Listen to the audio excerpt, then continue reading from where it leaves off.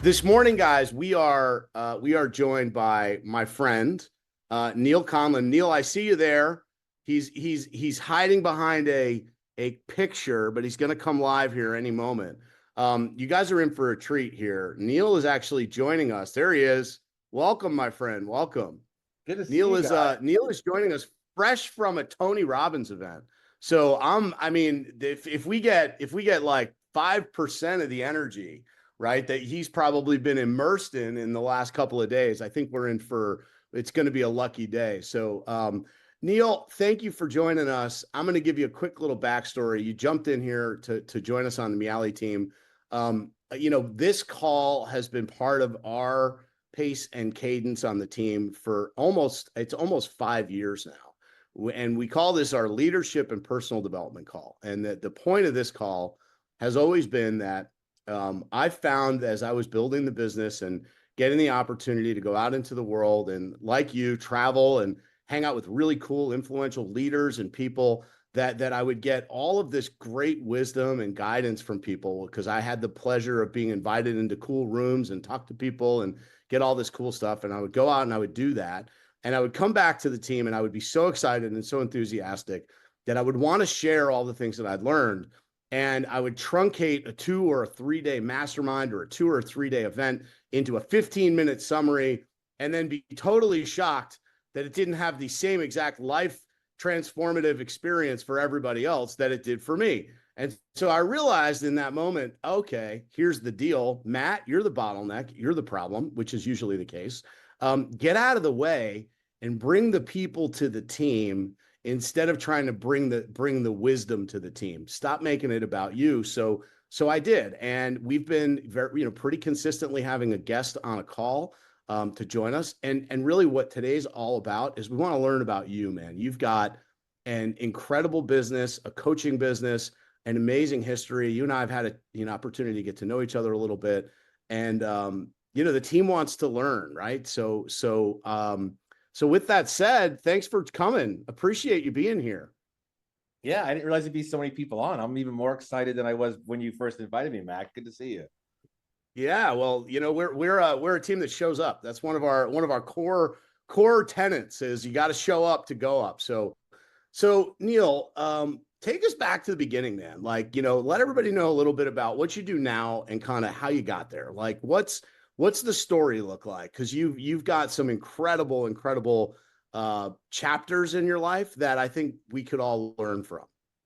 Yeah, for sure. I'm going to give everybody I'll put a timer in my own head for 5 minutes because I get reminded often it's kind of the movie that hasn't been made yet. And you're absolutely right. I'm still at the Tony Robbins event. This is my 27th event since 2017. And one of the things that came up for me, I want to talk about why I keep on going back to these events. I think it'll tie into the conversation that Matt, you and I have had in the past a little bit. But the real quick Neal Conlon story is this. So born and raised New York City, summers in Connecticut on Candlewood Lake with my grandparents. My grandparents, all four of my grandparents were immigrants. My mom had me when she was 16. My parents divorced when I was 5, and had this like salt of the earth kind of like anything is possible in the United States mentality instilled in me with my grandparents. Funny thing is that when I was young, they said, Neal, you can do anything that you want to do. You can be anything that you want to be. What they never told me was you got to play by the rules. You got to do well in school. You got to play by the list to get there. But constantly in the back of my head, I had this resurging voice all the time of you can be whatever you want to be. And so when I turned 18, I joined the United States Marine Corps, spent a bunch of years in the United States Marine Corps, both in the United States and forward deployed, lived in a bunch of different countries, lived on an aircraft carrier, been to the Middle East, been to South America, lived in Japan for a year, and started to like carve out this understanding of the world and being very drawn to understanding how things worked. And again, thinking I can be anything I want to be. And so I moved back to New York, went through a very difficult time transitioning from being told every single day that you're the best of the best of the best, no matter what. In the Marine Corps, you know, it is instilled in you that even on the shittiest day you have, you're still better than you're the 1% of the planet that gets the opportunity to serve. And you're reminded of that constantly. And then I went through a really interesting evolution over 10 years where I took a resume that had errors in it and walked it floor to floor inside a financial services building, which happened to be 135 East 57th Street. The reason why that building is so important and ingrained in my head is that is the building that they put all of the post 9/11 survivors in after the World Trade Center went down. So you're talking about basically a military facility of security. Think retinal scanners, dogs, armed guards. Everybody in the building had PTSD. And I ran security for that building and realized that after doing that for 6 months, I was like, I need more. And I wrote this resume and I literally took the elevator every floor in the building and handed it out to these floors, not knowing what any of them were. And I literally walked up to go to the HR office of one of these companies. The guy wasn't there. And I went and gave it to this guy in a suit. And I literally said this. I said, hey, buddy, do me a favor. Give this to the HR guy. I want to work here. What I didn't realize was that was the global chief operating officer at the time of Guggenheim Partners, one of the largest hedge funds on the planet. And he laughed at me and he said, Neal, I don't know what we're going to do with you, but you're hired. And that person took a moment for me and changed my life. And one of the things how many resumes did you hand it out at that point, Neal? 37. That's so 37 floors. That was like floor 38. You walked in, you hadn't heard, and I assume you'd handed out 37. You hadn't heard from anybody yet.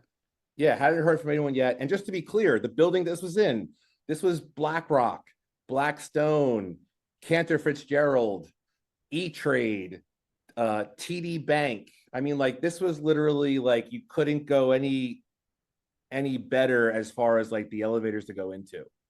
Yeah. And so walk in, you hand it to the global chief operating officer. And is it on the spot? He looks at it and he says, okay. On the spot, we're going to hire you. Okay. Awesome. And so that set off this kind of, to shorten the story a little bit, that set off this series of events where I suddenly realized like I could be capable of more things than I thought I was.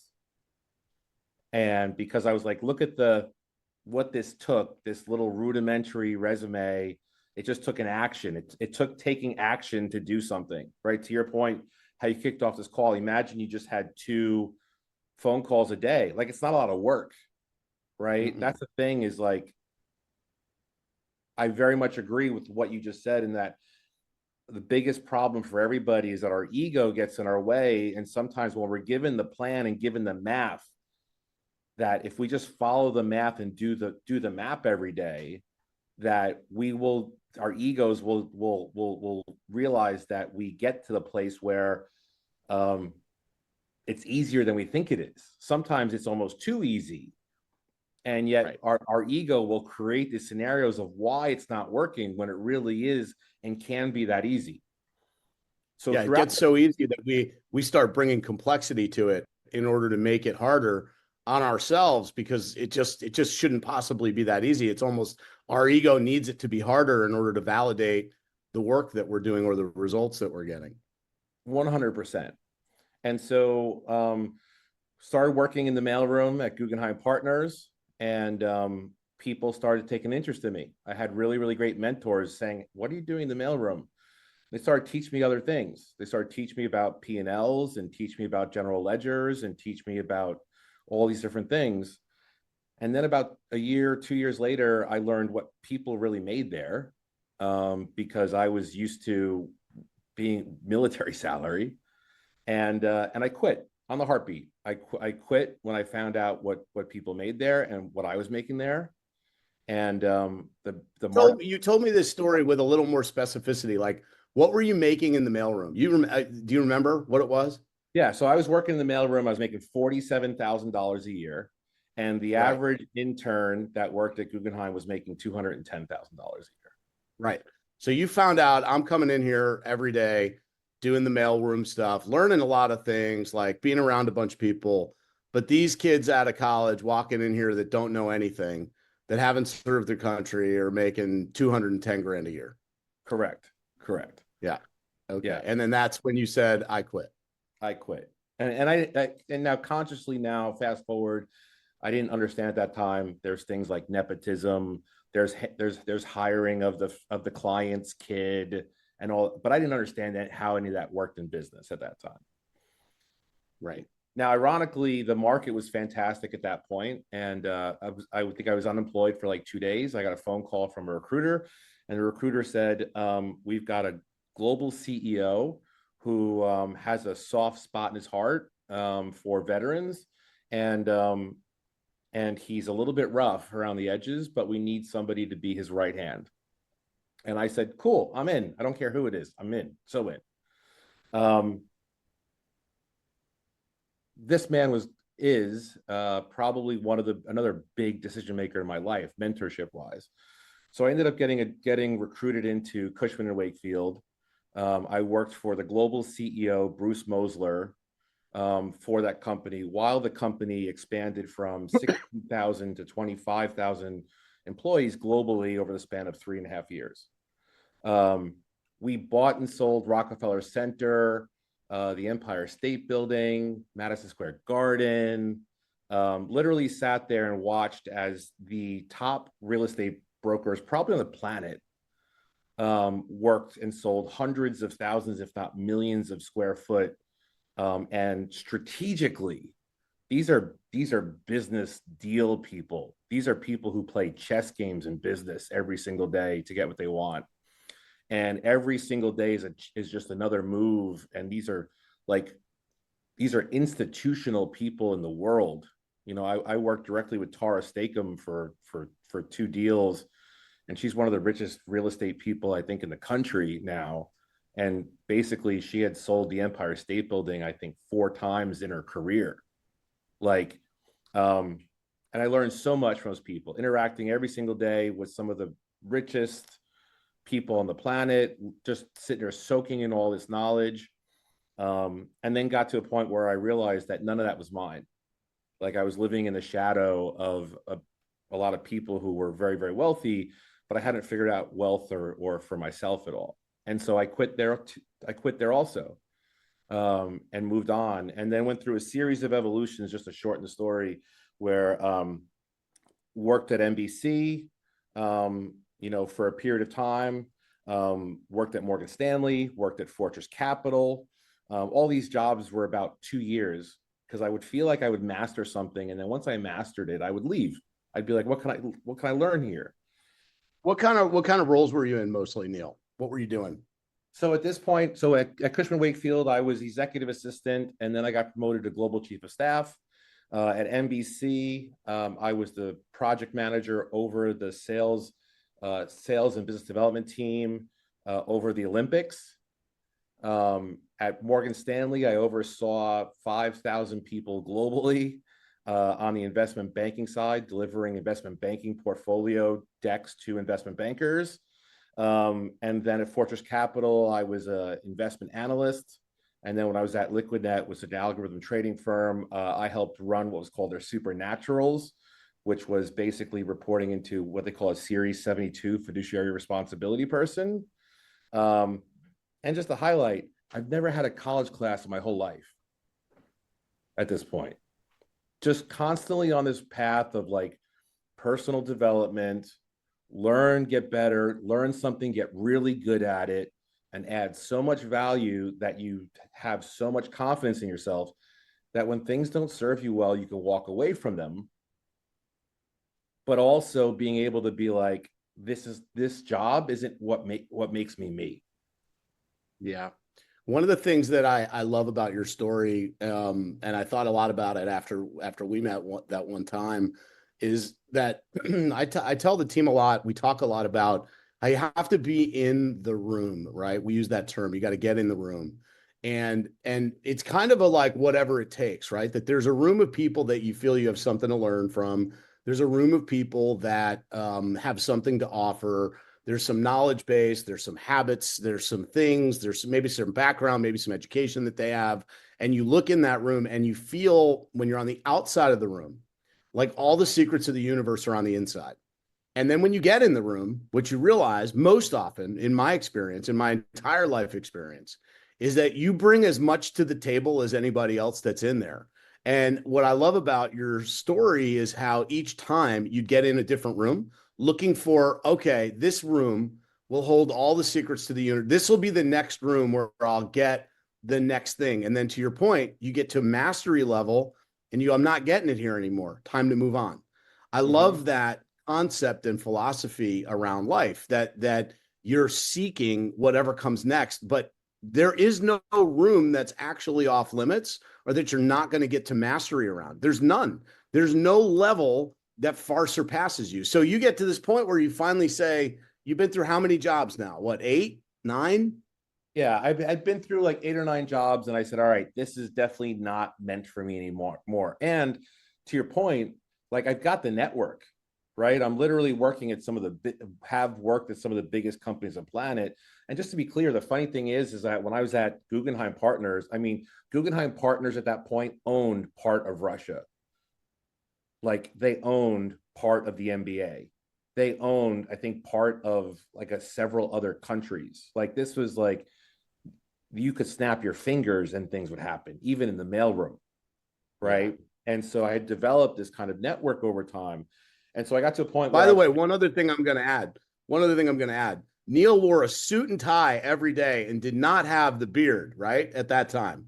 I did not. This was a suit and tie gig, okay? So you can look at the full transition physically, emotionally, spiritually, etc. So, all right, continue. Sorry, I digress. Well, I wore a suit there, and I was on my 5th day, and someone came up to me and said, Neal, just so you know, it's not your job to wear a suit here every day. And I said, oh, okay, thank you. They said, no, it's your job to wear a good suit every day. So let's get you fixed up. And they actually brought me a tailor and put me in tailored suits because they didn't like my suit choices. Of course. So I can relate. I remember my first job going to J.C. Penney and getting the credit card because I had no money, getting the J.C. Penney credit card. I mean, you guys born today don't understand. You couldn't walk in an office building in the 90s and not be in a suit and expect to have any sort of career path. So I had to put 5 suits on a credit card, all the dress shirts, all of it, and then figure out how the hell am I ever going to pay for any of this stuff. Whole different world back then. Whole different world. So then I made the leap and decided that I was going to jump into the startup space. The startup space, software and technology in New York City was a growing industry because I had some of the background around raising capital and investment stuff from Fortress and from Morgan Stanley. I could add a lot of value to those conversations and did some cool startup-y stuff, and then saw an opportunity to create my first business, which at that time was basically the model was every company has a CRM, right? You guys are all KW people. You have your KW CRM, which I'm very familiar with. But there's a whole bunch of other data points out there in the world that might be able to shorten your sales cycle. And so over that career that I'd had, worked with a lot of smart technology people and smart data people, and I understood how data works at a very finite and foundational level. And so at that point, I started a digital marketing agency where we would take their CRM data and we would say, I think we can shrink your sales cycle down. And if you give me a chance, I think that I can identify opportunities in your pipeline faster, better, quicker than your sales team can. And if I can do that, I want a retainer and I want a percentage of the deal to do so.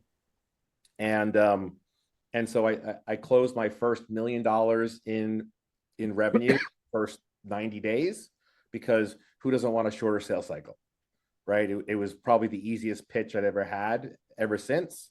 And transparently, about 6 months later, I hadn't ever run my own business and I hadn't understood the operations of a business. I knew all the front end stuff, but I did not know the back end of what running your own business can be like, and how important kind of having that safety and security in the back end office piece of it really is. And the business really started to suffer. Luckily, at that point, there was a new change going on in the world of data policy stuff. And I actually got approached by Omnicom, and Omnicom actually bought the intellectual property that I had created, and actually went through my first understanding of what it's like to have a business bought, my first acquisition deal, which was a very powerful thing. Really, really powerful thing. And it kind of brought this back to my four grandparents, which is, Neal, you really can do anything that you can do anything you apply yourself to. You can be anything you want to be. And when I ran that business, I had a bunch of cybersecurity clients. And when Omnicom acquired the company, they were like, we don't want these cybersecurity things. We don't understand them. It's not our business model. We don't want it. And so I looked at it and I said, what makes a good cybersecurity person a cybersecurity person? I said, well, most of the ones that I've met all have tattoos and all have beards. So let's do that. So this is nothing more than just a costume to fit the new profile. Got it. It was a conscious choice to know what's the path of least resistance for me getting to what I want and doing it. Love it. And so the funny piece about that is I then shifted into cybersecurity, and I said, I'm going to become a cybersecurity influencer. And that was 2016. In 2018, when Mark Kelton, the former deputy director of counterintelligence for the CIA, who was on the ground in Pakistan when they killed bin Laden, introduced me to the deputy director of the FBI and said, I'd like you to meet Neal Conlon. He's a cybersecurity person and a friend. We should talk. That is when I knew I had accomplished what I set out to do. What did you do to become a cybersecurity influencer in 2016? What'd your day look like? What were you doing? I think more than anything, I listened. I think there's a lot of smart people out in the world, and I think I became a really good listener really fast. But a day in the life of a cybersecurity person is you learn tools, you're paying attention to data points, you start to understand kind of how the technology, and some of that piece I already had, I understood how infrastructure worked. But you start to look at like the good things and the bad things and what the risks are. You really have to learn more than anything. There's a lot of technical stuff to cybersecurity, but more the whole thing is really about de-risking scenarios. And there's a term called zero trust, which means you don't trust anything, right? You just trust you trust that there are processes in place. But more than anything, I think I just learned to become a very, very good listener and always ask people, what's the problem we're really trying to solve? Because just like in real estate, in cybersecurity, there's a lot of ego, right? Everybody wants to paint you this picture and this narrative of how the thing should be.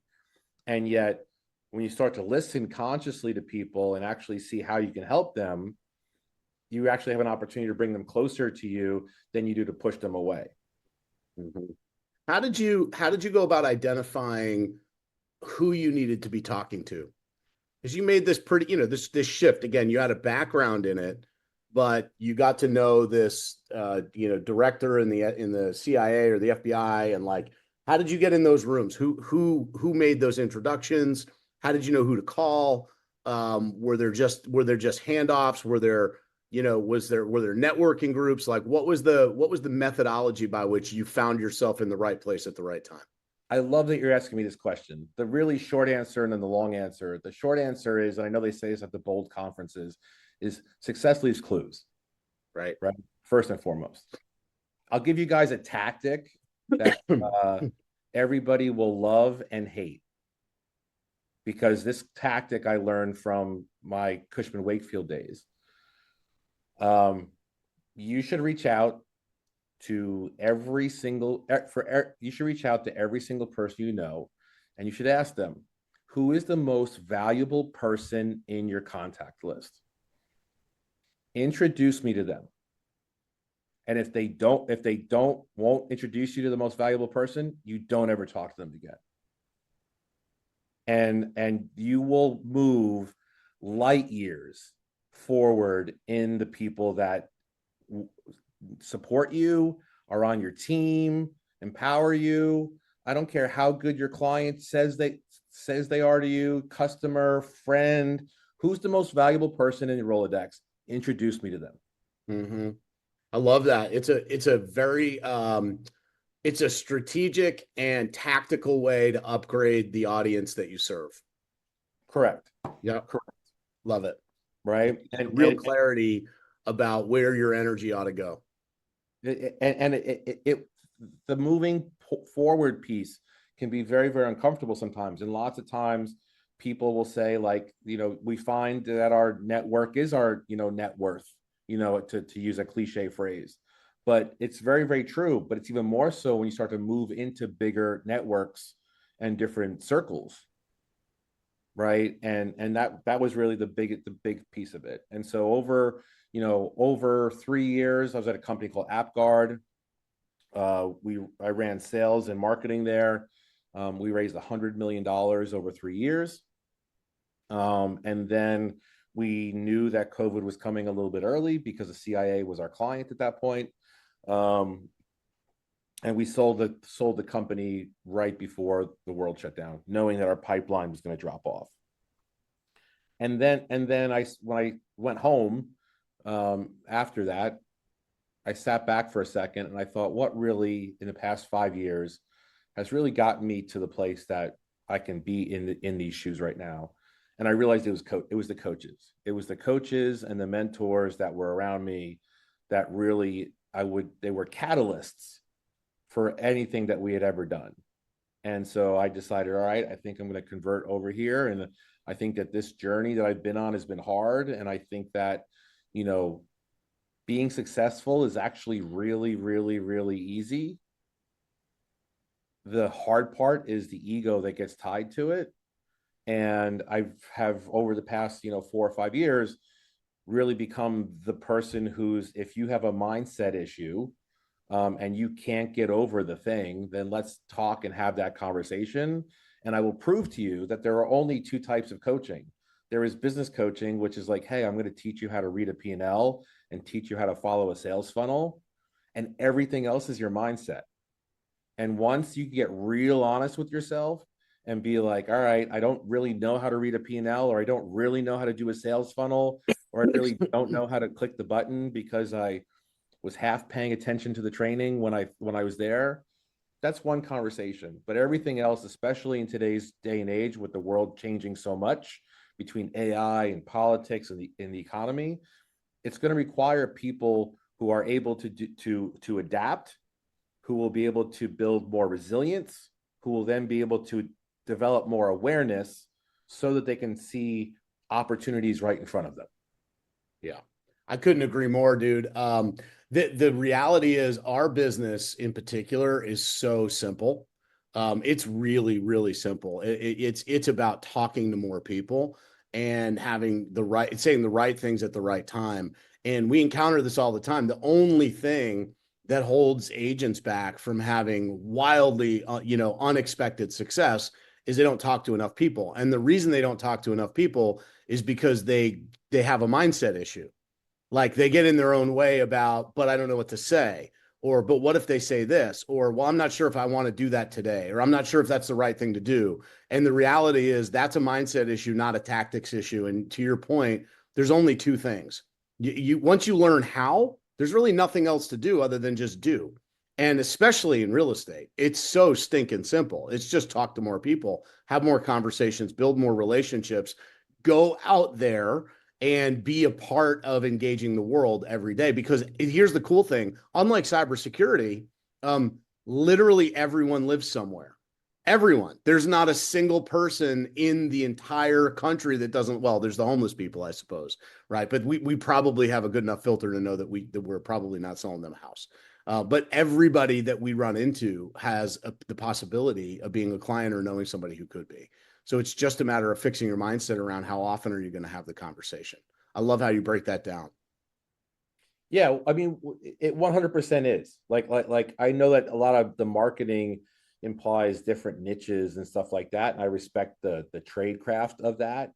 But it really is. It's either you need some business acumen, which again, I've never been in a college class my whole life, but I've got some very sophisticated business acumen these days. And let's get clear on the business acumen that's needed. And I've coached, a handful of KW folks. I'm very familiar with the systems that you use. Like KW really does provide end to end all of the right tools and systems that many other real estate companies do not provide the agents with. I'm actually very impressed with the tools that you guys have at your fingertips. It's probably almost too many because it makes it feel probably like it's super simple, and then you kind of do the thing, right? Other real estate brokerages, don't give you those things. You're still expected to go out there and do your thing. Mm-hmm. But I used to coach. I'll give you guys one example. I used to coach a real estate agent in California, and she was also crafty, like a Etsy craft stuff. She loved a hot glue gun, and she would. We had gone through this cycle where she was not hitting her numbers, and I said, "What do you really love?" And she was like, "I just want to go get the Easter basket and go put shit in the basket and hot glue gun it, and that's what makes her happy." And I'm like, "Well, why aren't we doing that for customers? And why aren't we doing that for referrals?" And she goes, "What do you mean?" And I'm like, "Let's do that." And so over like a year, every month she would just make her 30 or 60 little $10 baskets, and she would hand deliver them out to her customers, give them to people when they sold or bought a house, ask for a referral. And then every Saturday, her and her 3 kids, she was a single mom, she would walk the playground, the kids would get to play the playground, and she would hand out her business cards. And when we finished coaching, she was doing like $1 million a year. And it didn't take any sophisticated. Again, the hot glue gun did it all for her. Yeah. Yeah. No, it's a tremendously simple business. I mean, that's the beauty of it. The most of the complexity around real estate is not actually it doesn't actually work, right? First of all, it doesn't actually create anything. It's really good at separating real estate agents from their money, and convincing real estate agents that there's some big secret out there, but there isn't. The fundamental truth is the people who shake more hands, know more people, and communicate with more people always sell the most houses. And I've spent enough time around the most successful agents to know that that is the one consistent theme. Nothing else. It's not the technology they use. It's not the magic social media that they post. None of it. It's the people that know more people and communicate more frequently and add value consistently that have the biggest businesses consistently every single time. That's the beauty of it. That's actually why it's such a fantastic business, because if you're actually willing to do the work of engaging the world, you can have a fantastic upside. All right, but Neal, now you've transitioned, right? So you're now in coaching. Like, you're not an employee anymore. You sold some companies, you went through a corporate, you've got your own business now. And like what is that? Tell us what that is. And we actually, I mean, Bennett's here.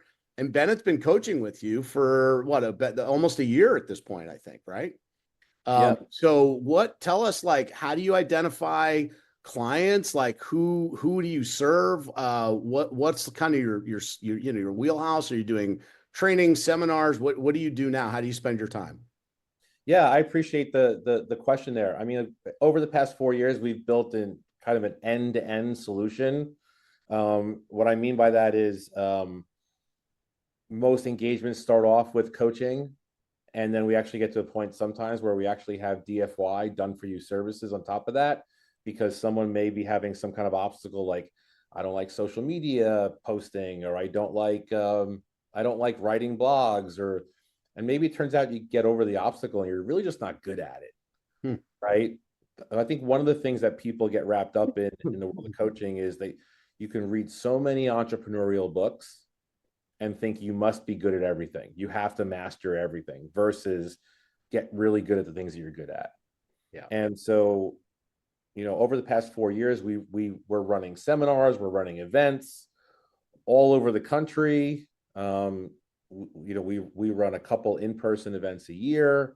We run some mastermind stuff. We're about to launch a school So we recently realized that we've created and collected so much content over the past several years that we want to put it all in one place where it's easily accessible for everybody. And we figured that school would be the easy, Alex Hormozzi's school Yep. would be the easiest place to put it. And so we're launching that very, very soon. It's fully gamified, which we're really excited about it, because I think one of the things about coaching is a very vulnerable space. Like you're going to have to let somebody see underneath the hood a little bit and see what the obstacle is, especially with mindset coaching. And so we've gamified that process to keep people sticky into the process so that, you're suddenly not running away from the conversation because your coach just uncovered something that you really needed to hear. Mm-hmm. And it's really great. Like I think more than ever with new technology and AI things coming into place next year, and people getting better and better at business skills and having more business acumen at their fingertips, I think your mindset work is the most important piece. And so the people I serve are going to be the people who feel like they have all the pieces sitting there on the table, all the tools are on the table, and they're not sure on which one to use or where they're headed. Mm-hmm. And I think that's the biggest thing, is that we find so much cheap dopamine in going to Home Depot, to use a metaphor for a second, buying all the tools, getting all the gadgets, getting all the things. Next thing you know, you got a garage full of tools and you don't know where to start to build something. Right. And all too many people, especially in our business, which is, our business is just fraught with inauthenticity and fraud, right? People then walk in our business, just to take the metaphor one step further. Real estate agents then take pictures of all their tools and tell people how great their business is because they have a garage full of tools. And I've often said I'd much rather live the extraordinary life than just appear to. Right. And our business, it's so challenging because there's 1.8 million licensed real estate agents in the United States. So there's 1.8 million voices out there telling you that they think they know how to do it. 50% of those people don't sell a single house in a year, and 80% of those people don't make enough money to surpass the poverty line. So 20% of all the real estate transactions are done by, or excuse me, almost 100% of the real estate transactions are done by 20% of the real estate agents in the marketplace, right? But that doesn't prevent all the other people from being noisy and being distracting, right? And telling you what tool they bought, or making a lot of noise that can be very, very disruptive. So keeping your mindset right in our business, it is the foundational thing. In fact, in our annual business plan, we only identify 3 key strategies, and those priorities are always going to be: do we have a prospecting plan? Do we have a database plan, a plan to communicate with the people we already know, and do we have a mindset plan? That's it. Those 3 Yeah. things, and if we feed those 3 things every single day, we're very likely to have a wildly successful business. Yeah. Well, one of the things I learned early on in one of the bigger companies I worked with is everything at a Fortune 500 level is organized like this. Every time there's a problem, they go, do we have a people problem, a process problem, or a technology problem? And they just keep on Process or technology. Cool. you just keep on refining that, right? Like if the people are not doing the thing, well, then the people need to get replaced, right? If the process is not working, we have to improve the process. If the technology is not working, well, then we need to replace the technology and get new technology. But you keep on, kind of refining that down until the system works. And over the years, I've taken that and this next quote that I'm going to say, can be applied in so many places, from relationships to your health to your own mindset. I'm a firm believer that 99.9% of the time, before you have an emotional problem, you have a math problem. Mm-hmm. And if you can figure out the math problem, the emotion will go away from it all the time, no matter what it is. No matter what it is. The funny story I'll tell really quickly is a woman coaching client that I had called me, and she's successful. She works in real estate, and she runs her own digital marketing agency, and she's mad because she can't find a man to date. Hmm. And she's like, Neal, I'm beautiful. I make good money. She's a little bit older. Kids are out of the house. And she's like, I try all the things and it never works. And I said, well, before you have an emotional problem, you have a math problem. And she tells me not so nice things, because how would your relationship be a math problem?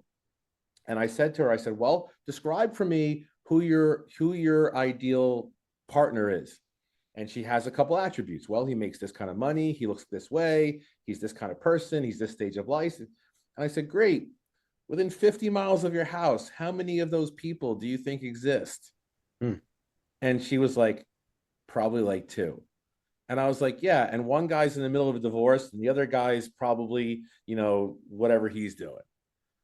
And I literally talked her into picking up and moving to West Palm Beach, Florida, where we decided that she was going to have more luck, a better pond to fish in. And 6 months later, she was married to the man of her dreams. Matchmaker. So before you have an emotional problem, you have a math problem. Hmm. I love that. It lines up with something else that we always talk about, which is all things in real estate can be solved with a full pipeline. That, oftentimes we are struggling with something, a deal is going sideways, and we're emotionally hijacked by it. Steal that word from Ed, who's also here on the call, who talks about getting emotionally hijacked by something. And usually you're only hijacked by it because your pipeline's not full enough. You just don't have the math to support letting that thing go. So you're too committed to the outcome of any one particular thing. I love that idea that you can solve any emotional issue by understanding the math behind it. Why is it causing you disruption? What is it? You may be upset that a deal's falling apart, but that's because you don't have enough money. Like you haven't saved enough, or your income's not big enough, or you're frustrated that you're not getting the number of consultations that you want, but that's because you're not talking to enough people. And so you're not talking to enough people, which means you're not translating into the number of people that are willing to listen to you deliver your value proposition. I love it. You can turn anything into that. It's a really, really cool point. Thank you for sharing. Yeah, and it's a tough one because it goes so against the grain of what we're predominantly taught, but I have very, very few examples where your example is fantastic, right? Where someone's frustrated about a deal not going the way they wanted to, when really it's a matter of they just don't have enough deals, Right. Well, right? the thing that's interesting, if I'm going to dive a little deeper into it, what I love about that is it makes all problems, emotional or otherwise, solvable.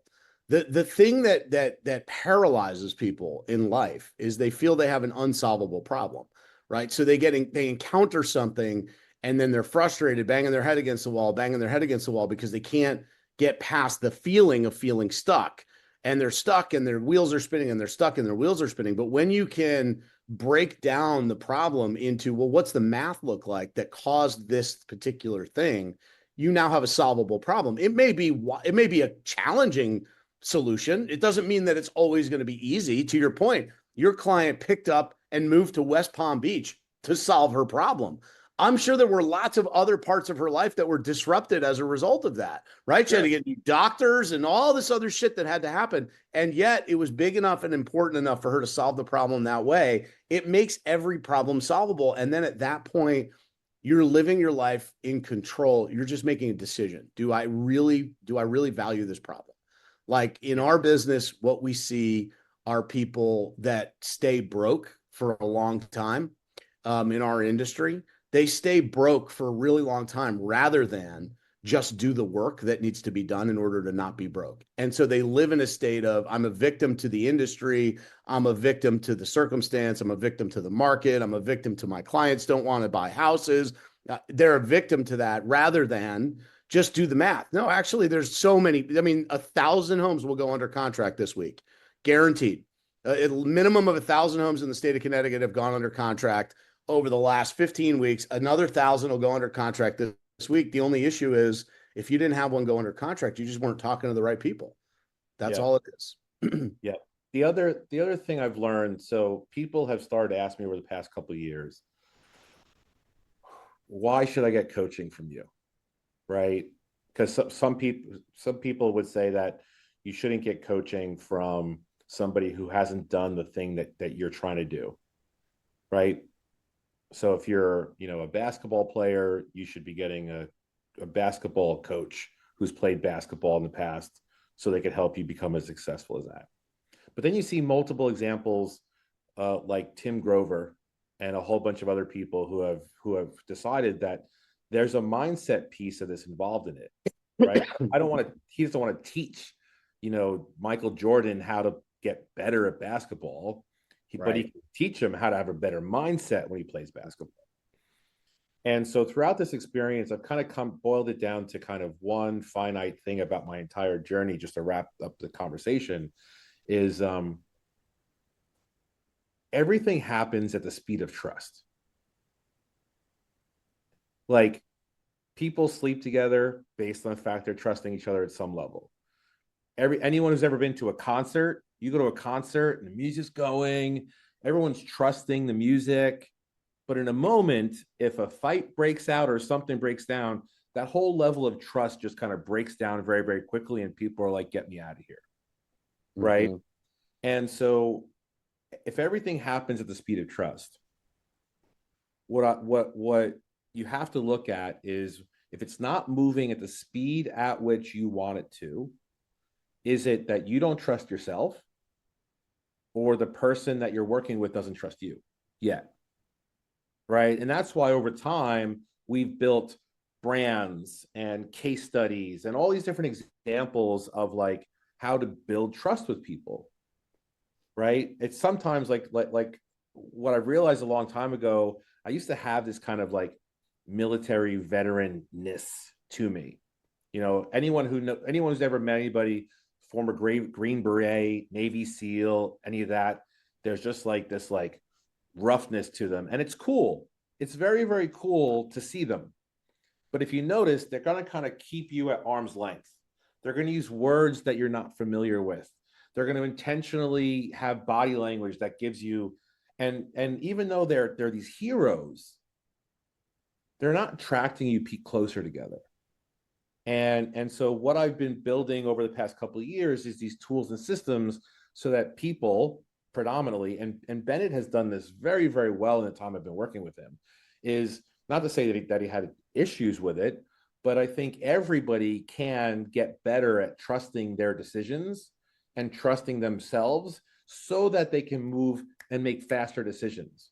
And I realized that over the kind of journey I took you guys through today, like what made me quit those jobs, none of them were I was doing a bad job. None of them was people were treating me a certain way, but I trusted myself enough to know that it was time to move on to the next thing. Mm-hmm. And that's developed my sales skills over the years, where I'm not calling somebody and trying to talk them into a deal. I'm talking to them and being able to identify very early on if this is my person. Is this the person I would like to introduce to others? And if they're not, then that's okay, but I'm going to move on very, very quickly. But that's predicated off of the ability of how fast can I learn to trust this person? And I think you and I did that in our first conversation, very quickly, because we operate from these places of mastery. You want to be around other people that you can trust and you can support. And I think sometimes what happens is when we don't have the pipelines that we would like to have, we're holding on to some deals and some potentials and just kind of wiggling through, wasting our time really. But at the end of the day, it's because someone in that conversation does not trust the other person enough to move forward. Well, you just said something that I think is brilliant. It really is, and again, it's always mindset, but it is this concept of a scarcity mindset breeds a small world. Like when you, and that's directly related to trust. Like an abundant mindset comes from, whether you use the word faith or confidence or trust, an abundant mindset comes from the idea that the world is here to serve you, and that there is enough, that there's enough for you to have all the things that you believe that you need to have. And it's up to you to go live the life that's going to make those things happen. You're still responsible for the outcome, but there's abundance. A scarcity mindset comes from, Well, there's not enough. And because there's not enough, I need to live small because I'm so fearful of losing the things that I have. And that's what I think really when you boil down what you were just talking about around trust, that like when you trust, whether it's a person that you're in a relationship with, hey, this person has my best interest at heart. I can trust that if I'm vulnerable with them or in collaboration with them or honest with them, that we're going to get to an outcome together. That's abundance versus I'm not sure if I can trust this person, so I'm going to live small. I'm going to protect my feelings. I'm going to say only certain things. And by the way, that translates so well into the nature of our customer relationships, that there are times when we're in customer relationships we don't trust the customer, right? We don't trust them, and because we don't trust them, we don't tell them the truth sometimes, or like not that we lie, but like you're not honest with them about the fact that they're causing their own misery in the process of finding a house, or Right. you're not honest with them with the fact that like, hey, your house is overpriced and it smells like, dog shit. Like you have to fix that. But we're afraid because we're vulnerable and we're coming from scarcity, but they might not like me and they might not hire me. So I'm not going to tell them the things that they need to hear. And I love that concept of foundationally starting with trust, because it actually leads to that abundant mindset that'll lead you to a bigger business, a bigger life, all of those things. So, all right, Neal, this has been fantastic. And believe it or not, we are already an hour in. Brilliant conversation, my friend. Thank you. I think we got time maybe for one question. If you've got time, if anybody's got something they'd like to ask, Nick Green, fire away, my friend. Bring it. We got a lot of hands here, buddy. So Nick Green, take it away, man. Let's hear what are your takeaways today from Neal? Two questions, but one was is super quick. An awesome story that also kind of always humbles my life of like, wow, I need to do a lot more of myself. Question one was, how long did it take that beard to grow? And number two is, do you have you do so much, you've done so much, you're going to continue to, you help so much people. Has there been like a purpose or a goal? You know, your feet hit the ground in the morning or you're going to bed and you're like, this is what's pushing me. This is what I, want to do. This is what, my purpose is. Is there anything that you drive towards or something that does drive you to do what you do? Yeah, I love the question. Number one, I do consume a lot of biotin, the supplement for the beard. It helps it significantly. And you just got to get past that uncomfortable, itchy, hobo looking look that goes on for a couple months. And then it'll be smooth sailing after that for sure. As far as the purpose thing, I kind of evolved into this place where I have a very finite purpose. And my purpose is this. My purpose is to create safety and security for others. And it's something that I didn't have when I was a child growing up. I didn't have safety and security. And so I do that through business because money creates security for people. It's a utility thing. You have a great mindset, you're going to feel safe and secure in your environment. And digitally, that's why I still stay in the cybersecurity space a little bit, because digital is probably just as important as the other ones because we spend so much time there. And that's really about like, how can I create more wealth, better mental health? I call it mental fitness, is what I call it, because I think mental health is a sham, and really digital safety and security for others. That's really how I think about it. So I love the question. Thank you, ma'am. Awesome. Thank you. Tony, what are you thinking? So first, I want to say thank you for your time and thank you for your service. Thanks for coming and speaking to us today. My question is, you said reach out to the people we know and ask them if you can introduce me to the most important person in your circle. Like, what are those questions like when you get to meet that person? What do you ask them? Like, how do you go around that conversation? Yeah, I think it's a conversation that has to be built for sure. The way that I started doing it and have done it over the years is I look at my network and I go, who is the most important, valuable person in my network? And then maybe you pick 3 or 4, because obviously what's important to you may not be as valuable to somebody else. But the way that I start that conversation is, hey, so and so, I'm out networking, looking to connect some new people. I'm thinking about who in my network I can connect you to. who are you looking to talk to right now? So then that way we're helping the person first. Then when they open that door for you, it becomes a matter of who would you say is the most valuable person in your network? Why do you think they're that valuable? That's interesting. And if it is interesting to you, then it's like, would you do me a favor? Can you introduce me to that person? Because I'm looking to talk to people like that. And then the conversation becomes this. Hey, Tony just introduced me to you because he values your relationship so much. And I'm looking to talk to valuable people. Who's the most valuable person in your network? I'll tell you who the most valuable person in my network is. And it just becomes this kind of chain of events that sometimes you may even only speak to a person for one phone call, but they may expedite you over 2 rows of people into a bigger relationship. And especially because all of you folks are in real estate, sooner or later, you go through 3 layers of relationships, you're going to find somebody who's in the market of selling or buying a house.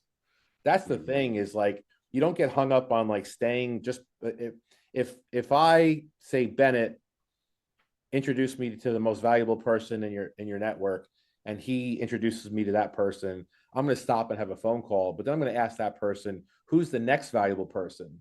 And the ones that are supposed to stick will stick over time. Does that help, Tony? Yeah, absolutely it did. Thank you so much.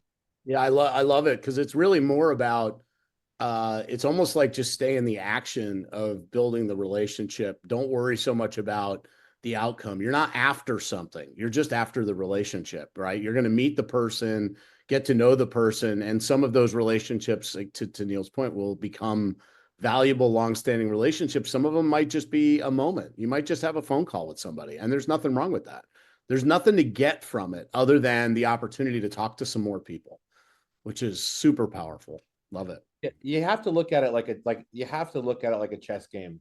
And a lot of people get too focused on moving the pawn, one step forward, instead of the strategic opportunity by moving that pawn forward, how it opens up other pieces to be moved across the board for more strategic relationship building. Yeah. 37 floors of resumes, man, tells that story really well, right? Like, you hand it to the right person on the 38th floor and, off to the races. I love it. Chris, what are you thinking, man? I think you're like you're the white version of The Pursuit of Happiness. I love that, man. It's Like Will Smith. Yeah, you're Will I might Smith. steal that from you. Much more attractive than Will Smith. Yeah. A couple of things went through my head, and for some reason, as you were talking, I saw Steve Jobs. I love Steve Jobs' commencement at Stanford.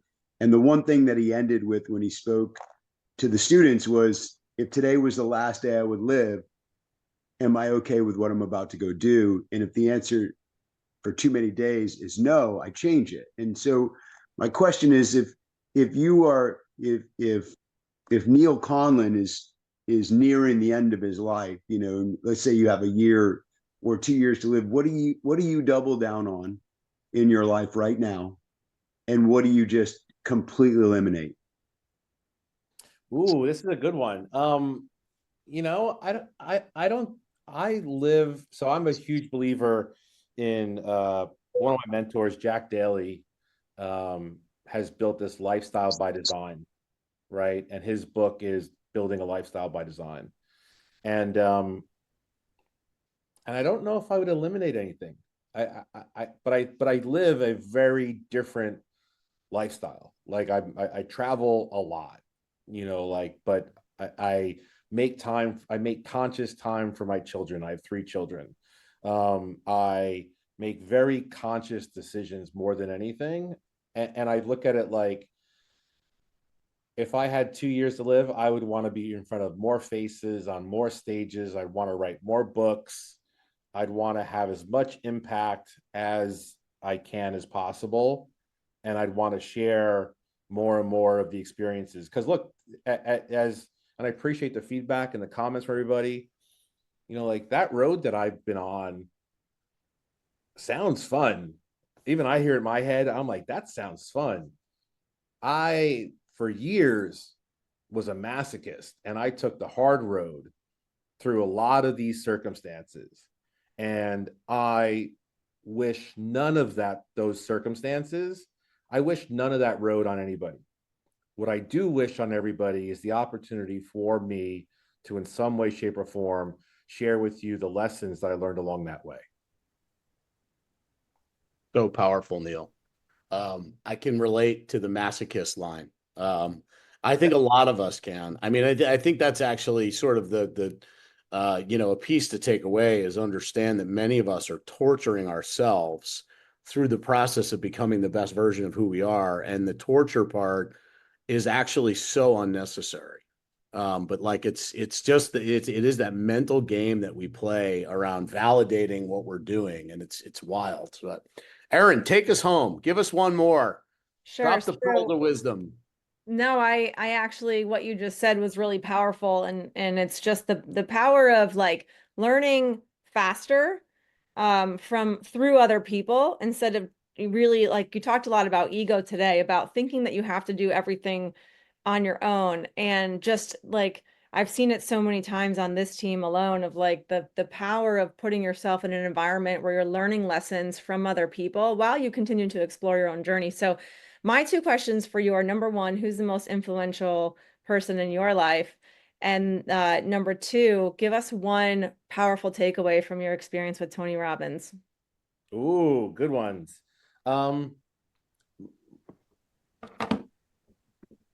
I think they're both answers are going to be Tony Robbins in this instance right now. But here's why. All right, I'll answer with a little bit of a background on that. I was feeling 2018. Was running 100 million sales for $100 million a year company, and was married at the time, kids, 5,000 square foot house, horses in the backyard, black Amex card through the roof. And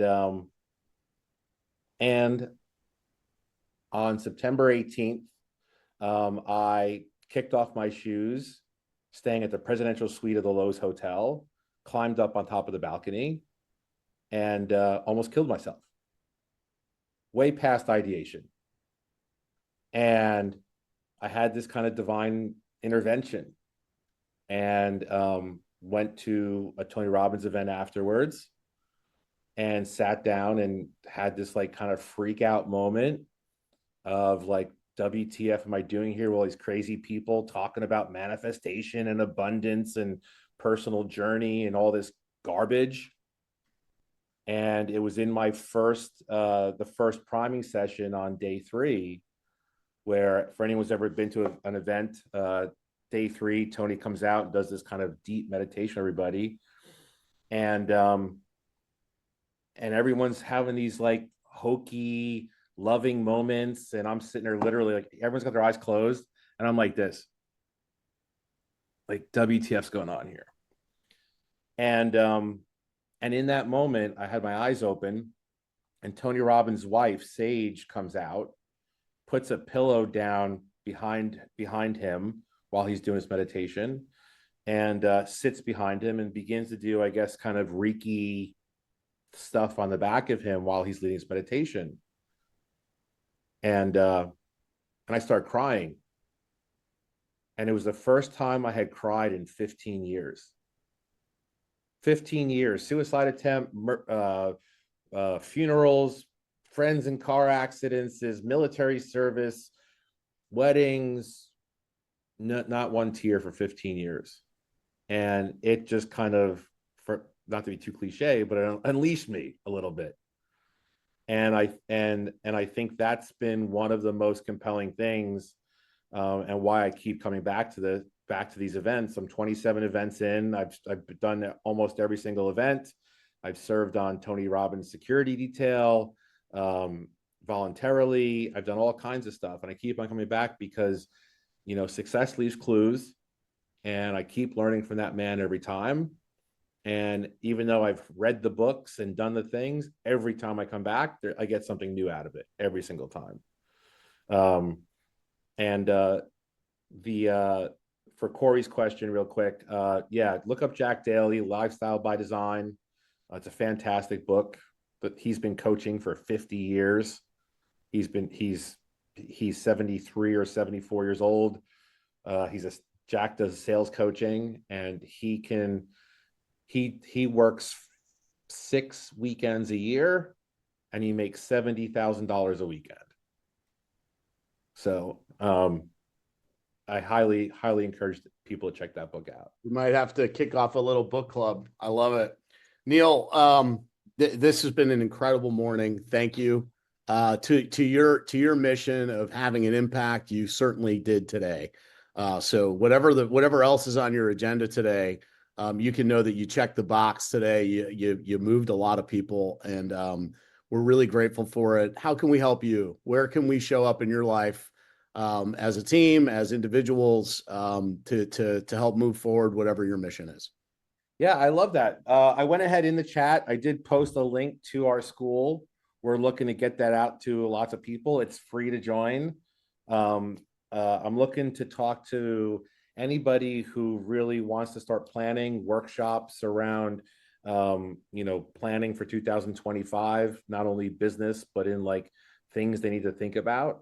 And, one of the ways I've seen and worked with some real estate people in the past is they have no problem going to their customers and saying like, hey, I've got a coach that might be able to help you,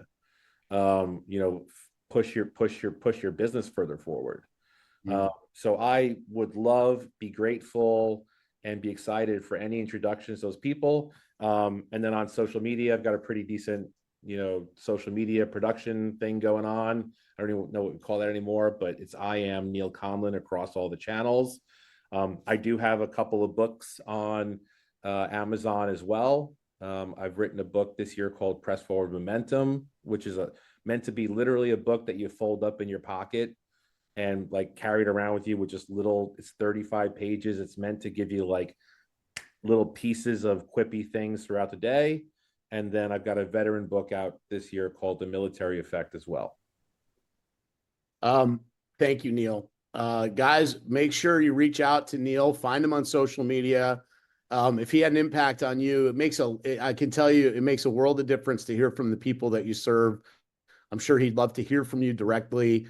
Keep in touch, and thank you, Neal. Thanks for your time this morning. It means the world to us.